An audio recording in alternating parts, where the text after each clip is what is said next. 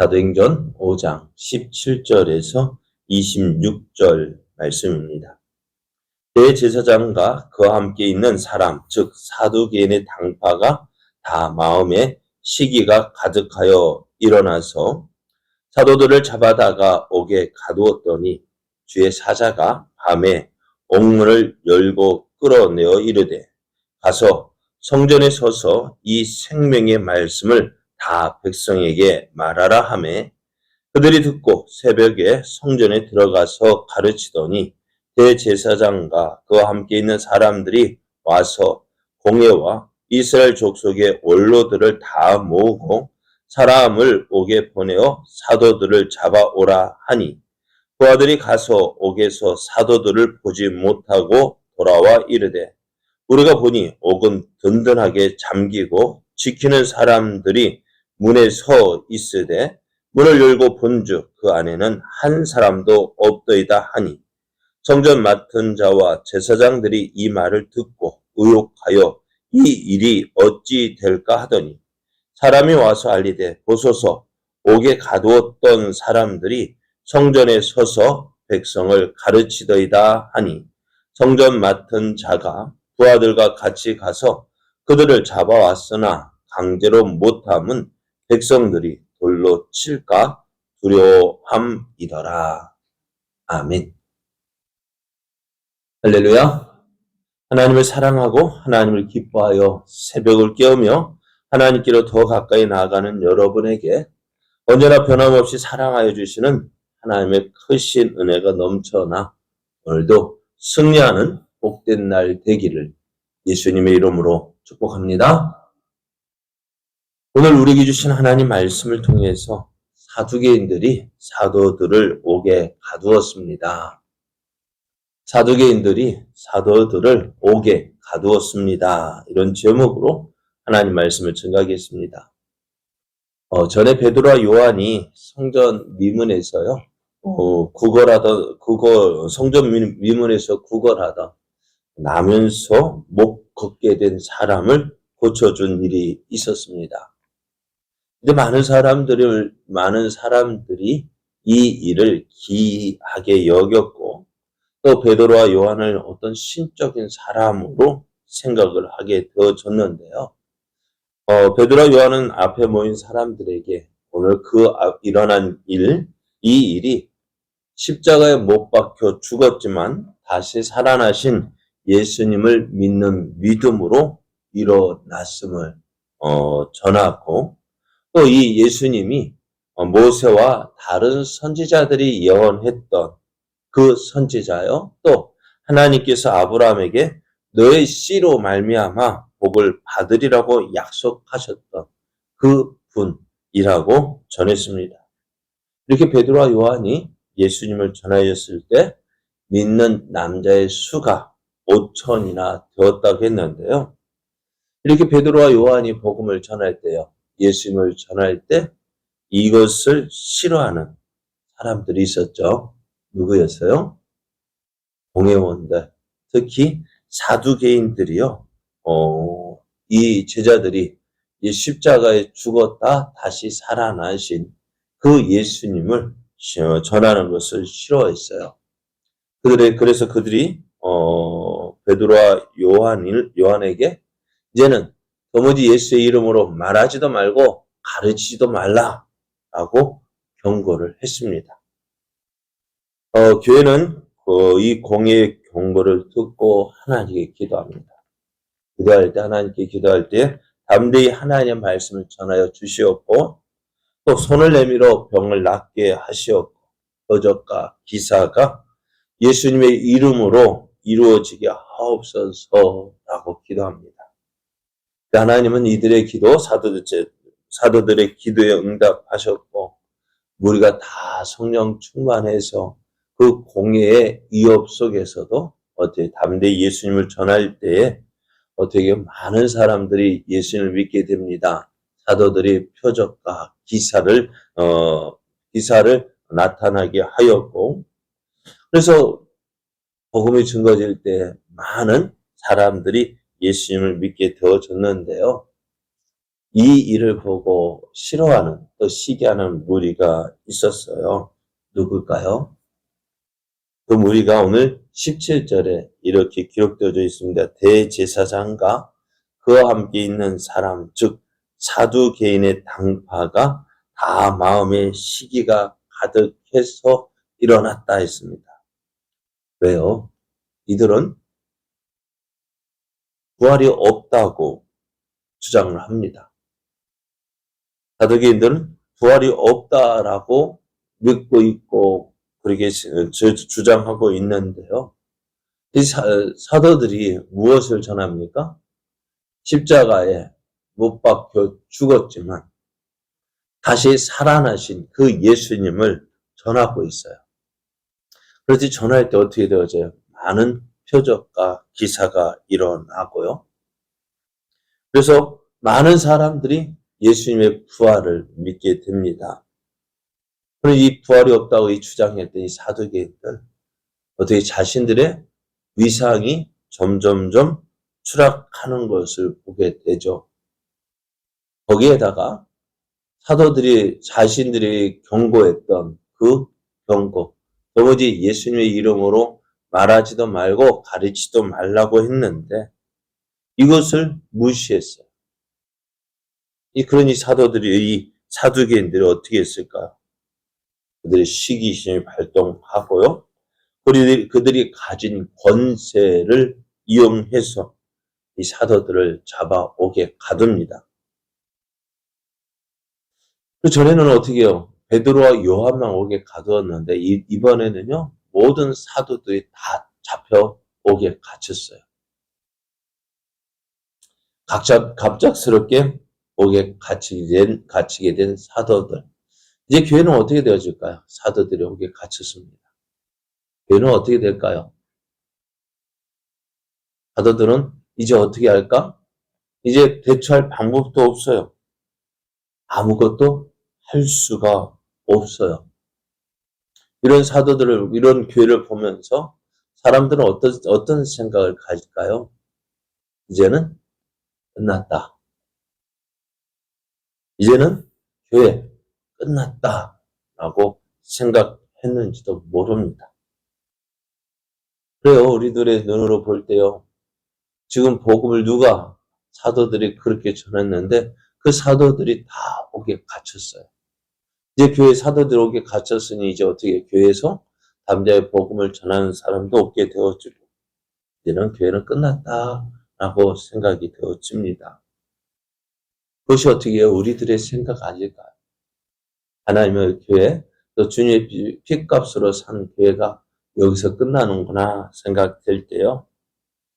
이 상황에서 어느 누구도 생각하지 못했던 일이 일어납니다. 어떤 일이 날까요? 사도들이 갇혔던 옥문이 열립니다. 주의 사자가 밤에 옥문을 열고요. 옥에 갇혀있는 사도들을 옥에서 끌어냈어요. 그리고 성전에 가서 그 주의 사자의 사도들에게 성전에 가서 이 생명의 말씀을 다 백성에게 말하라 합니다. 사도들은 주의 사자의 말을 듣고요. 새벽에 성전에 가서 사람들을 가르치기 시작합니다. 근데 어떻게 보면 우리 생각 같으면 어떻게 될까요? 지금 누가 사두개인들이요, 이 사도들을 잡아서 어떻게 해요? 옥에 가두었어요. 그냥 내버려두면 어떻게 될까요? 이 사도들 그냥 옥에 갇혀 있으면 어떻게 될까요? 저 시기심이 발동한 저들, 예수님을 왜 죽였어요? 저들이 예수님을 시기했기 때문에요. 예수님을 시기했던 저들이, 시기해서 죽인 저들이 이 사도들을 어떻게 할까요? 예수님도 죽였는데요. 이 사도들쯤이야. 그래서 그래서 우리가 어떻게 다음날 저들이 공회를 열어서요. 어떻게 할까요? 말 안 들었지? 전에 경고했음에도 불구하고 저들이 어떻게 사도들은 말을 듣지 않았어요. 어떻게 할까요? 오늘 말씀을 보면은 이 21절을 보면 그들이 듣고 새벽에 성전에 들어가 가르칠 때 대제사장과 그와 함께 있는 사람들이 와서 공회와 이스라엘 족속의 원로들을 다 모았어요. 뭐 하려고요?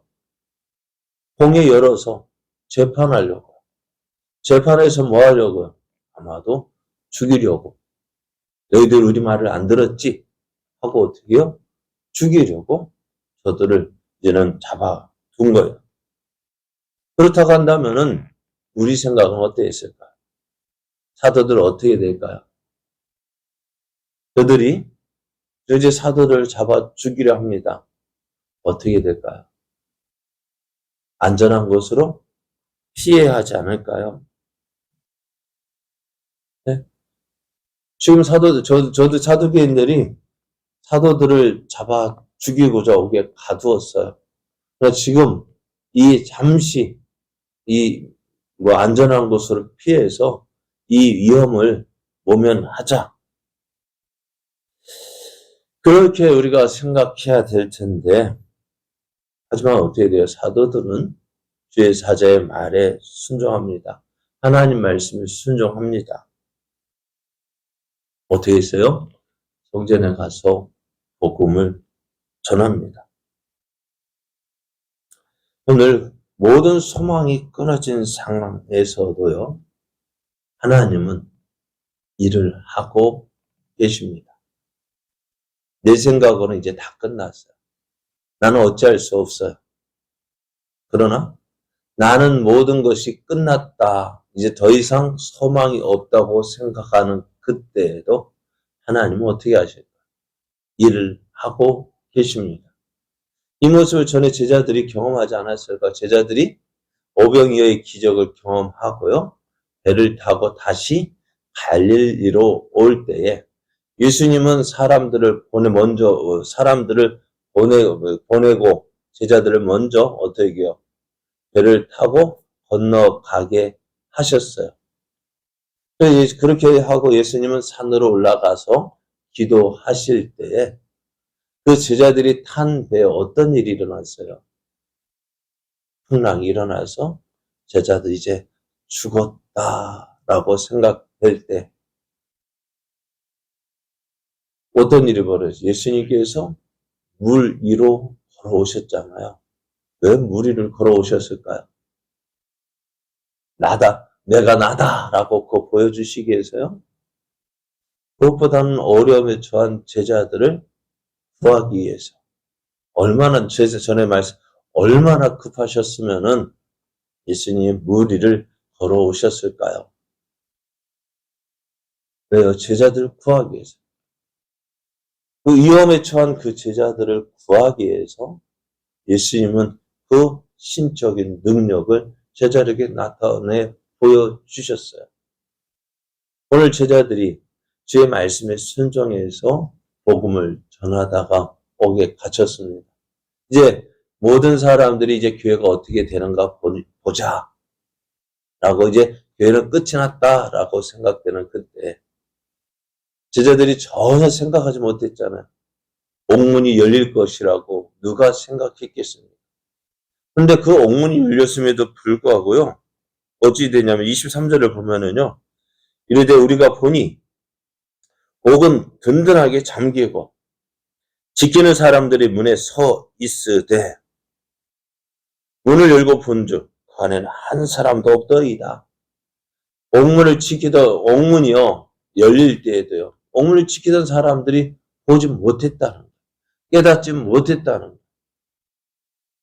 어느 누구도 옥에 갇혀있던 이 사도들이 나가는 것을 보지 못했어요.